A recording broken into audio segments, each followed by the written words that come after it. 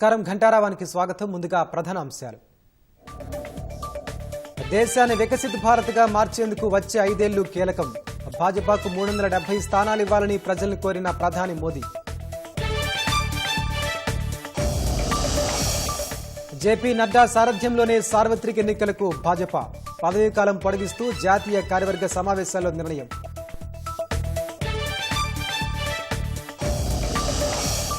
గత సీఎంల మాదిరిగానే హైదరాబాద్ను అభివృద్ధి చేస్తానన్న రేవంత్. రాజకీయాలకు అతీతంగా పనిచేయాలని అధికారులకు సూచన.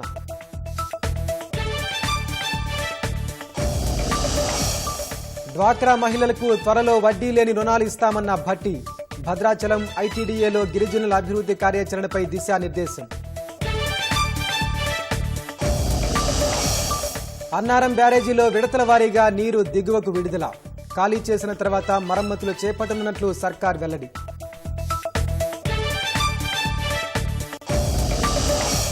సూర్యాపేట ఎస్సీ గురుకులంలో విద్యార్థిని ఆత్మహత్య.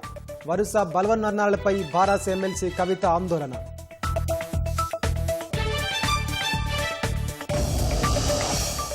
మూడో టెస్టులో 434 పరుగుల భారీ తేడాతో భారత్ జైబేరి. భారత స్పిన్నర్ల ధాటికి రెండో ఇన్నింగ్స్లో కుప్పకూలిన ఇంగ్లాండ్.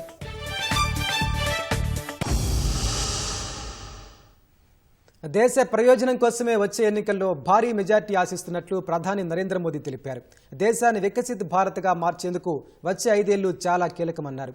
ఈ కళ, ఈ సంకల్పం సాకారం కావాలంటే భాజపా 370 కంటే ఎక్కువ స్థానాల్లో గెలుపొందాలన్నారు. అందుకోసం పార్టీ శ్రేణులు ఇప్పటి నుంచే ఎన్నికల ప్రచారం మొదలుపెట్టాలని ప్రధాని మోదీ పిలుపునిచ్చారు. సార్వత్రిక ఎన్నికల తర్వాత పార్టీ తిరిగి అధికారం చేపట్టేందుకు నూతన ఓటర్లను కలిసి వారి విశ్వాసం చూరగొనేందుకు భాజపా శ్రేణులు వచ్చే 100 రోజులు పునరుత్తేజం, విశ్వాసంతో పనిచేయాలని ప్రధాని మోదీ పిలుపునిచ్చారు. వచ్చే సార్వత్రిక ఎన్నికలకు పార్టీ శ్రేణులను సర్వసన్నద్దం చేసేందుకు ఢిల్లీలో నిర్వహించిన భాజపా జాతీయ మండలి సమావేశంలో ప్రధాని మోదీ ప్రసంగించారు. 2047 నాటికి భారత్ అభివృద్ధి చెందిన దేశంగా అవతరించడానికి ఇప్పుడు పెద్ద కలలు కనటంతో పాటు పెద్ద సంకల్పాలు చేపట్టాల్సి ఉందన్నారు. కోట్లాది మంది మహిళలు, పేదలు, యువత కలలు ఇప్పుడు మోదీ కళ అని అన్నారు. భారీ కుంభకోణాలు, ఉగ్రదాడుల నుంచి దేశానికి విముక్తి కల్పించామన్న ప్రధాని పేదలు, మధ్యతరగతి వర్గాల జీవన ప్రమాణాలు మెరుగుపరిచినట్లు చెప్పారు. దేశం కోసం పనిచేయడానికి తప్ప పదవి వ్యామోహంతో మూడోసారి అధికారం కోరుకోవటం లేదని తెలిపారు. వికసిత భారత్ లక్ష్యంగా యువత, మహిళలు సహా రైతు శక్తిని ఏకం చేస్తున్నట్లు ప్రధాని మోదీ తెలిపారు. न छोटे सपने देख सकता है, न अब छोटे संकल्प ले सकता. सपने भी विराट होंगे, संकल्प भी विराट होंगे. और ये हमारा सपना भी है, हम सबका संकल्प भी है कि हमें भारत को विकसित बनाना है. और इसमें अगले 5 वर्षों की बहुत बड़ी भूमिका होने जा रही है. अगले 5 साल में भारत को पहले से भी कई गुना तेजी से काम करना है. अगले 5 साल में हमें विकसित भारत की तरफ एक लंबी छलांग लगानी है. सारे लक्ष्यों की प्राप्ति के लिए पहली शर्त है सरकार में भाजपा की जोरदार वापसी. 10 ఏళ్లు అవినీతి లేని పాలన అందించడం, పేదరికం నుంచి 25 కోట్ల మందికి విముక్తి కల్పించడం చిన్న విషయం కాదని ప్రధాని మోదీ తెలిపారు. సీఎంగా, ప్రధానిగా తాను ఎంతో చేసినందున ఇక విశ్రాంతి తీసుకోవాలని ఓ సీనియర్ నేత తనకు సూచించారని, అయితే తాను రాష్ట్ర నీతి కోసం తప్ప రాజనీతి కోసం పనిచేయటం లేదని ప్రధాని మోదీ చెప్పారు.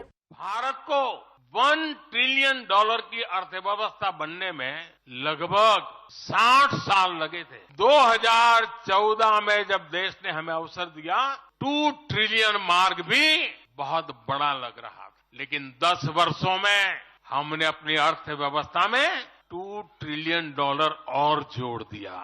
जब भारत दुनिया की 11वें नंबर की अर्थव्यवस्था था और 11 से 10 पर आने में दम उखड़ गया उनका, हम 11 से 5 पर ले आए. अर्थव्यवस्था जब 11 नंबर पर थी तब इंफ्रास्ट्रक्चर का बजट सिर्फ 2 लाख करोड़ रुपए भी नहीं बन पाता. आज भारत 5वें नंबर की अर्थव्यवस्था है, तो भारत का इंफ्रा बजट 11 लाख करोड़ को पार कर चुका है. అయోధ్యలో రామాలయం నిర్మాణం చేపట్టి దేశ ప్రజల 5 దశాబ్దాల ఎదురుచూపులకు భారతీయ జనతా పార్టీ ముగింపు పలికినట్లు ప్రధాని మోదీ తెలిపారు. గుజరాత్లోని పావగద్లో 500 ఏళ్ల తర్వాత మతపరమైన జెండా ఎగిరిందన్నారు. 7 దశాబ్దాల తర్వాత కర్తార్పూర్ సాహిబ్ రహదారిని తెరిచినట్లు చెప్పారు. అలాగే 7 దశాబ్దాల తర్వాత అధికరణ 370 నుంచి దేశం స్వేచ్ఛ పొందినట్లు ప్రధాని మోదీ చెప్పారు. దేశంలో ఉగ్రవాదం తీవ్రవాదం అంతమయ్యే సమయం ఆసనమైందని కేంద్ర హోంమంత్రి అమిత్ షా అన్నారు. ప్రధాని మోదీ 3వ విడత పాలనలో దేశం వాటి నుంచి పూర్తిగా విముక్తి పొందుతుందని అన్నారు. తీవ్రవాదులు, ఉగ్రవాదులు, నక్సలైట్లు ఈ దేశాన్ని 4 దశాబ్దాలుగా ఇబ్బందికి గురిచేస్తున్నారని తెలిపారు. రెండో రోజు భాజపా జాతీయ మండలి సమావేశంలో భాగంగా ఢిల్లీలోని భారత్ మండపంలో అమిత్ షా మాట్లాడారు. లోక్సభ ఎన్నికలను మహాభారత యుద్ధంతో పోల్చిన ఆయన ప్రధాని మోదీ ఒక వర్గానికి నాయకత్వం వహిస్తున్నారని చెప్పారు. మరోవైపు బొజ్జగింపులకు పేరుగాంచిన కుటుంబం నడిపే పార్టీలకు కాంగ్రెస్ నాయకత్వం వహిస్తోందని అన్నారు. ప్రధాని మోదీ దేశం కోసం, ప్రజల కోసం ఆలోచిస్తారని, కానీ ఇండియా కూటమి తమ పిల్లల్ని సీఎం, పీఎం చేయాలని యోచిస్తోందని విమర్శించారు. భాజపాలో కుటుంబ పాలన ఉండి ఉంటే ఛాయ్ అమ్ముకునే వ్యక్తి కుమారుడు ఇవాళ దేశానికి ప్రధాని అయ్యేవారు కాదని గుర్తు చేశారు. బుజ్జగింపు రాజకీయాల వల్లే కాంగ్రెస్ రామమందిర ప్రారంభోత్సవానికి రాలేదని విమర్శించారు. స్వాతంత్ర్యం వచ్చిన రెండో రోజునే దేశంలో బానిసత్వపు చిహ్నాల విముక్తి ప్రారంభం కావాల్సి ఉందని, కానీ మోదీ పాలనలో అది ప్రారంభమైందని అమిత్ షా తెలిపారు. नरेंद्र मोदी जी ने पहली बार इस देश को गुलामी के प्रतीकों से मुक्ति दिलाने का आह्वान किया। ये शुरुआत आजादी के दूसरे दिन होनी चाहिए। मोदी जी ने गुलामी के प्रतीकों से मुक्ति के लिए 15 अगस्त को लाल किले की प्राचीर से आह्वान किया और जनता ने पलक पावड़े बिछाकर इसका स्वागत किया और आज गुलामी के प्रतीकों से हम मुक्ति पा रहे हैं। उग्रवाद और आतंकवाद, नक्सलवाद इस देश को 4 दशक से परेशान करता है। मैं देश की जनता को कहना चाहता हूं, मोदी 3 में ये देश पूर्णतया आतंकवाद, उग्रवाद और नक्सलवाद से मुक्त होकर शांत और समृद्ध भारत बनने की। అయోధ్య రామ మందిరంపై ఢిల్లీలో జరిగిన భాజపా జాతీయ మండలి సమావేశాల్లో తీర్మానం చేశారు. రాముని జన్మస్థానంలో రామమందిర నిర్మాణం చరిత్రాత్మకమని, దేశం సాధించిన గొప్ప విజయమంటూ అందులో పేర్కొన్నారు. ఇది రానున్న 1000 ఏళ్లు దేశంలో రామరాజ్యం స్థాపనకు దోహదం చేస్తుందని తెలిపారు. భారతీయ నాగరికత, సంస్కృతికి సంబంధించిన ప్రతి అంశంలోనూ శ్రీరాముడు, సీత, రామాయణం ఉండటం గమనార్హమని తెలిపారు. భారత రాజ్యాంగం ప్రజాస్వామ్య విలువలు, అందరికీ న్యాయం కోసం అంకితమైందని, వాటిని రామరాజ్యం ఆదర్శాల నుంచే ప్రేరణ పొందిందని పేర్కొన్నారు. భారత రాజ్యాంగం మూల ప్రతిలో ప్రాథమిక హక్కుల సెక్షన్లో రాముడు, సీత, లక్ష్మణుల చిత్రం ఉందని గుర్తు చేశారు. ప్రాథమిక హక్కులకు స్ఫూర్తి శ్రీరాముడేనని దాని ద్వారా అర్థమవుతోందన్నారు. మహాత్మా గాంధీ హృదయంలో కూడా రామరాజ్యం ఆలోచన ఉందని, అదే నిజమైన ప్రజాస్వామ్యమని గాంధీ అనేవారని ఆ తీర్మానం పేర్కొంది. భారతీయ జనతా పార్టీ అధ్యక్షుడు జేపీ నడ్డా పదవీ కాలం పొడిగించారు. ఈ మేరకు భాజపా జాతీయ కార్యవర్గ సమావేశాల్లో నిర్ణయం తీసుకున్నారు. సార్వత్రిక ఎన్నికల వరకు ఆయనే పార్టీ అధ్యక్షుడిగా కొనసాగనున్నారు. జేపీ నడ్డా సారథ్యంలో భాజపా ఇటీవల పలు రాష్ట్రాల్లో భారీ మెజార్టీతో విజయం సాధించింది. భారీ మెజార్టీతో 3వ అధికారం చేపట్టాలని భావిస్తున్న కమల దళం ఆయన సారథ్యంలోనే లోక్సభ ఎన్నికలకు వెళ్లాలనే నిర్ణయానికి వచ్చింది. పార్టీ పార్లమెంటరీ బోర్డు ఆమోదంతో వ్యక్తిగత నిర్ణయాలు తీసుకునే అధికారం కూడా నడ్డాకు అప్పగించారు. 2020లో జేపీ నడ్డా భాజపా అధ్యక్ష బాధ్యతలు స్వీకరించారు.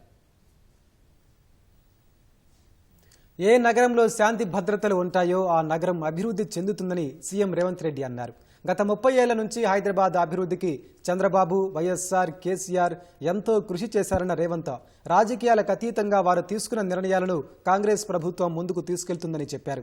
హైదరాబాద్ ఔటర్ రింగ్ రోడ్ను చంద్రబాబు ప్రతిపాదిస్తే దాన్ని కొనసాగిస్తూ వైఎస్ఆర్ పూర్తి చేశారని రేవంత్ గుర్తు చేశారు. హైదరాబాద్ నానక్రామ్గూడలో అగ్నిమాపక శాఖ ప్రధాన కార్యాలయం, కమాండ్ కంట్రోల్ కేంద్రాలను సీఎం ప్రారంభించారు. హైదరాబాద్ శివారు ప్రాంతాల్లో రీజనల్ రింగ్ రోడ్డు త్వరలో తీసుకొస్తామని స్పష్టం చేశారు. రింగ్ రోడ్డు చుట్టూ మెట్రో రైలు సదుపాయం కల్పిస్తామన్న ఆయన హైదరాబాద్ సహా తెలంగాణ అభివృద్ధికి 2050 విజన్ ప్రణాళికతో ముందుకు పోతామని తెలిపారు. అర్బన్ తెలంగాణ, రూరల్ తెలంగాణను అభివృద్ధి చేస్తామన్నారు. ఫార్మా సిటీ కట్టలేదని కొంతమంది అంటున్నారన్న రేవంత్, అది అంతర్జాతీయ విమానాశ్రయం పక్కనే ఉండటం సరికాదన్నారు.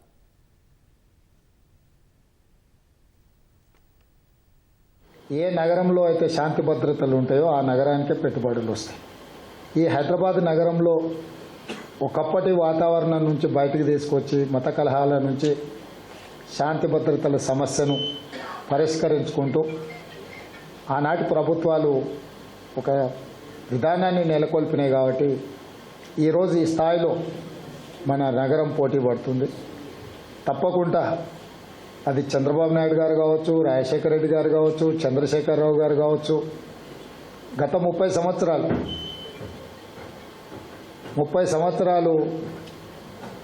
10 సంవత్సరాలు చంద్రబాబు నాయుడు, 10 సంవత్సరాలు రాజశేఖర రెడ్డి గారు, 10 సంవత్సరాలు చంద్రశేఖరరావు గారు. రాజకీయాలు ఎలా ఉన్నా, వాళ్ళ ఆలోచన విధానం ఎలా ఉన్నా, హైదరాబాదు నగర అభివృద్ధి విషయంలో గత ప్రభుత్వాలు తీసుకునే నిర్ణయాలను కొనసాగించుకుంటూ ఇంకా మంచి నిర్ణయాలతోనే వాళ్ళు ముందుకెళ్ళిండ్రు. ఈ సాంప్రదాయం కొనసాగుతుంది.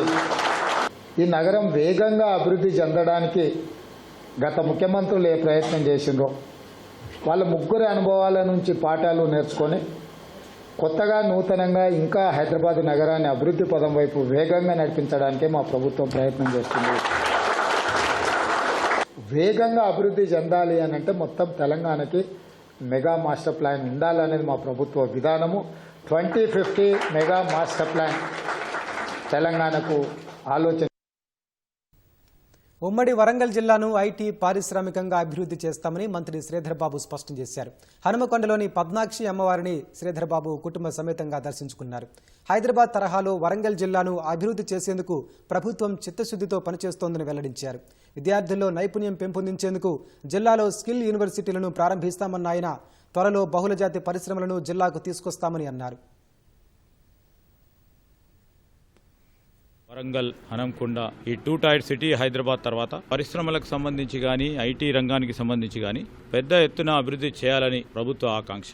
రాబోయే కాలంలో బహుళజాతి కంపెనీలను కూడా పెద్ద స్థాయిలో ఇక్కడ తీసుకొచ్చే ప్రయత్నంతో పాటు హైదరాబాద్కు ధీటుగా లేకుంటే ఇతర ప్రాంతాల ధీటుగా ఇక్కడ ఉన్న మానవ వనరులు ప్రత్యేకంగా ఐటీ రంగాల్లో పరిశ్రమలకు సంబంధించి కూడా వీటిని అన్నింటిని కూడా సరైన విధానంలో ఉపయోగించుకునే ప్రయత్న భాగంలోనే ఇక్కడ కూడా పెద్ద ఎత్తున ఐటీ రంగం విస్తరణకు, అభివృద్ధికి ఈ రాష్ట్ర ప్రభుత్వం కట్టుబడి ఉంది.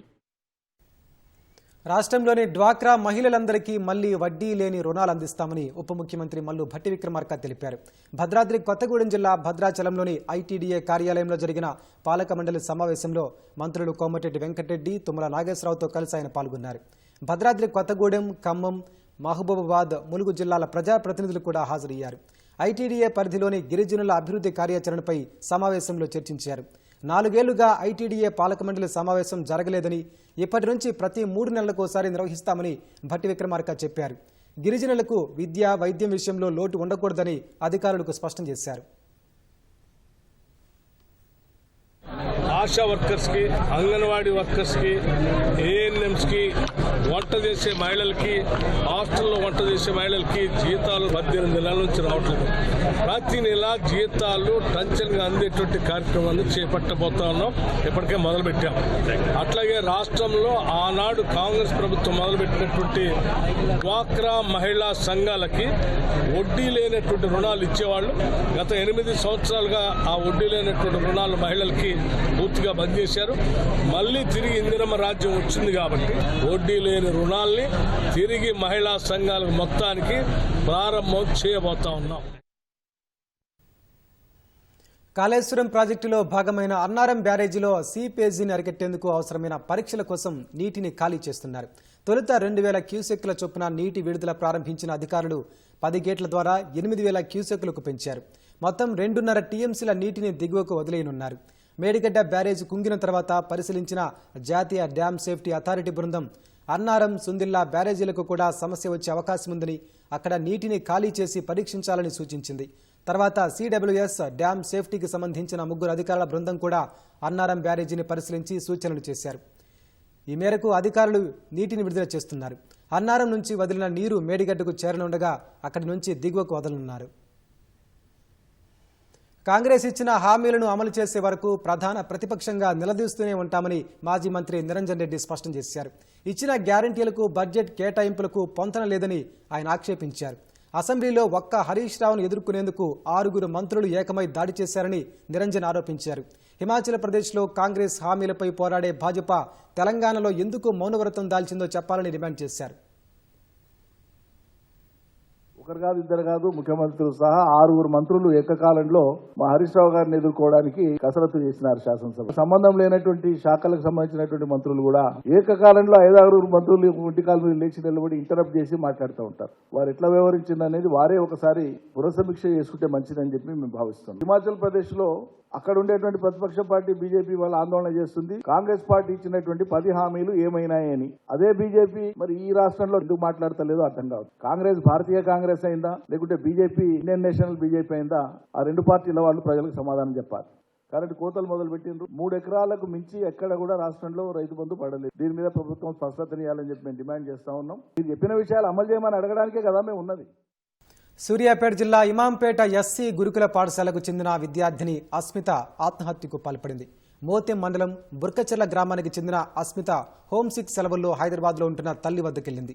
శనివారం హాస్టల్కు తిరిగి వెళ్దామని కుమార్తెకు చెప్పిన అస్మిత తల్లి ఆ రోజు పనికెళ్లింది. సాయంత్రం ఇంటికొచ్చి చూడగా అస్మిత ఫ్యాన్ కురేసుకుని కనిపించింది. పాఠశాలకు వెళ్దామని చెప్పిన రోజే ఆత్మహత్య చేసుకోవడం అనుమానాస్పదంగా మారింది. అస్మిత మృతదేహాన్ని స్వగ్రామమైన బొర్కచెర్లకు తరలించగా శవ పరీక్ష నిమిత్తం పోలీసులు ఆసుపత్రికి తరలించారు. వారం క్రితం ఇదే గురుకులంలో ఇంటర్ విద్యార్థిని వైష్ణవి ఆత్మహత్య చేసుకుంది. సూర్యాపేట మండలం ఇమాంపేట ఎస్సీ బాలికల గురుకుల పాఠశాలకు చెందిన 2 విద్యార్థులు కొద్ది కాలం వ్యవధిలోనే ఆత్మహత్య చేసుకోవడం బాధాకరమని భారాస ఎమ్మెల్సీ కవిత అన్నారు. సాంఘిక సంక్షేమ పాఠశాలల్లో ఏం జరుగుతోందని ఆమె ప్రశ్నించారు. విద్యార్థులు ఎందుకు వరుసగా ఆత్మహత్యలు చేసుకుంటున్నారని ఆమె ప్రభుత్వాన్ని నిలదీశారు. పూర్తిస్థాయి సాంఘిక సంక్షేమ శాఖ మంత్రి లేనందునే ఈ తరహా సమస్యలు ఉత్పన్నమవుతున్నాయని అన్నారు. తక్షణమే పూర్తిస్థాయి సంక్షేమ శాఖ మంత్రిని నియమించి విద్యార్థులకు కౌన్సిలింగ్ ఇచ్చే దిశగా ప్రభుత్వం ఆలోచన చేయాలని సామాజిక మాధ్యమం ఎక్స్లో కవిత కోరారు. కరీంనగర్లోని మాతా శిశు కేంద్రంలో 3 రోజుల శిశువు అపహరణకు గురైన ఘటన కలకలం రేపుతోంది. బీహార్ రాష్ట్రం ముజఫర్ నగర్ జిల్లాకు చెందిన మనోజ్ నిర్మల దంపతులు కరీంనగర్ జిల్లా బావుపేట గ్రానైట్ పరిశ్రమలో పనిచేస్తున్నారు. ప్రసూతి కోసం 3 రోజుల క్రితం కరీంనగర్ మాతా శిశు ఆసుపత్రిలో చేరగా ఆడ శిశువుకు జన్మించింది. శిశువు దగ్గర బంధువుల అబ్బాయి ఉంచి బయటకు వెళ్లిన తండ్రి తిరిగి వచ్చేసరికి పాప అపహరణకు గురైంది. బాధితులు పోలీసులకు ఫిర్యాదు చేయగా సీసీ ఫుటేజ్ ఆధారంగా దర్యాప్తు చేపట్టారు. మేడారం వనదేవతల మహా జాతరకు సమయం దగ్గర పడుతున్న కొద్దీ భక్తుల రద్దీ అధికమవుతోంది. ఈ నెల 21న జాతర ప్రారంభం కానుండగా ఇప్పటికే నిత్యం వేలాది మంది మొక్కులు సమర్పించుకునేందుకు మేడారం వస్తున్నారు. జాతర ప్రారంభమైతే భక్తుల రద్దీ మరింత పెరగనుంది. చాలామంది ముందస్తు మొక్కులు చెల్లించుకుంటున్నారు. ఆదివారం కావడంతో సమ్మక్క సారలమ్మను దర్శించుకునేందుకు భక్తులు పెద్ద సంఖ్యలో తరలివచ్చారు. జంపన్నవాగులో పుణ్యస్నానాలు ఆచరించి తలనీనాలు సమర్పిస్తున్నారు. అనంతరం వనదేవతల్ని దర్శించుకుంటున్నారు. మధ్యప్రదేశ్ మాజీ సీఎం సీనియర్ కాంగ్రెస్ నేత కమల్నాథ్తో పాటు ఆయనకు విధేయులైన దాదాపు 6 ఎమ్మెల్యేలు భాజపాలో చేరనున్నట్లు తెలుస్తోంది. ఈ ఎమ్మెల్యేలంతా ఢిల్లీకి వెళ్లనున్నట్లు సమాచారం. వీరంతా ఫోన్లు లిఫ్ట్ చేయడం లేదు. చింద్వాడ నుంచి 9 సార్లు ఎంపీగా గెలిచిన కమల్నాథ్ ప్రస్తుతం అక్కడి నుంచి ఎమ్మెల్యేగా ఉన్నారు. నవంబర్లో జరిగిన అసెంబ్లీ ఎన్నికల్లో కాంగ్రెస్ పరాజయంతో పార్టీ అధ్యక్ష పదవి నుంచి కమల్నాథ్ను కాంగ్రెస్ తప్పించింది. ఈ నేపథ్యంలో కమల్నాథ్, ఆయన కుమారుడు చింద్వాడ ఎంపీ నకుల్నాథ్ భాజపాలో చేరనున్నారు. 230 మంది సభ్యులున్న మధ్యప్రదేశ్ అసెంబ్లీలో కాంగ్రెస్కు 66 మంది ఎమ్మెల్యేలు ఉన్నారు. 1/3 మంది ఎమ్మెల్యేలు పార్టీ మారితే పార్టీ ఫిరాయింపుల చట్టం వర్తించదు. ఈ నేపథ్యంలో 23 మంది ఎమ్మెల్యేలను ఆకర్షించాలని కమల్నాథ్ వర్గం కోరుకుంటోంది. దేశంలో అత్యంత పాపులారిటీ కలిగిన ముఖ్యమంత్రుల జాబితాలో ఒడిశా సీఎం నవీన్ పట్నాయక్ అగ్రస్థానంలో నిలిచారు. ఉత్తరప్రదేశ్ సీఎం యోగి ఆదిత్యనాథ్ ఒక స్థానం దిగువకు చేరి 2వ స్థానంలో ఉన్నారు. ఒక ఆంగ్ల పత్రిక నిర్వహించిన సర్వేలో ఈ విషయాలు వెల్లడయ్యాయి. సర్వే ఫలితాల్లో 2000 నుంచి సీఎంగా కొనసాగుతున్న నవీన్ పట్నాయక్ 52.7% ప్రజాదరణతో అగ్రస్థానంలో ఉండగా 2017 నుంచి ముఖ్యమంత్రిగా ఉన్న ఉత్తరప్రదేశ్ సీఎం యోగి ఆదిత్యనాథ్ 51.3% పాపులారిటీతో 2వ స్థానంలో నిలిచారు. అసోం సీఎం హిమంత బిశ్వశర్మ 48.6% ప్రజాదరణతో 3వ స్థానంలో ఉన్నారు. 42.6%తో గుజరాత్ ముఖ్యమంత్రి భూపేంద్ర పటేల్ 4వ స్థానంలో నిలవగా త్రిపుర సీఎం మానిక్ సాహా 41.4% ప్రజాదరణతో 5వ స్థానం దక్కించుకున్నారు. యాదాద్రి పాతగుట్ట లక్ష్మీ నరసింహస్వామి ఆలయంలో 4 రోజుల పాటు వైభవంగా కొనసాగిన అధ్యయనోత్సవాలకు పరిసమాప్తి పలికారు. నిత్య ఆరాధన అనంతరం స్వామివారిని ప్రత్యేకంగా అలంకరించి అల్వార్ల ముందు ప్రబంధ పారాయణాలు చేస్తూ స్వామివారి ఉత్సవ మూర్తులను ఆలయ తిరువీధుల్లో ఊరేగించారు. వేద మంత్రాలు, మంగళ వాద్యాల నడుమ స్వామివారికి 4వ రోజు అధ్యయనోత్సవాలు కనుల పండుగగా నిర్వహించారు. రేపటి నుంచి ఈ నెల 25వ తేదీ వరకు స్వామివారి వార్షిక బ్రహ్మోత్సవాలు నిర్వహించనున్నట్లు అధికారులు తెలిపారు.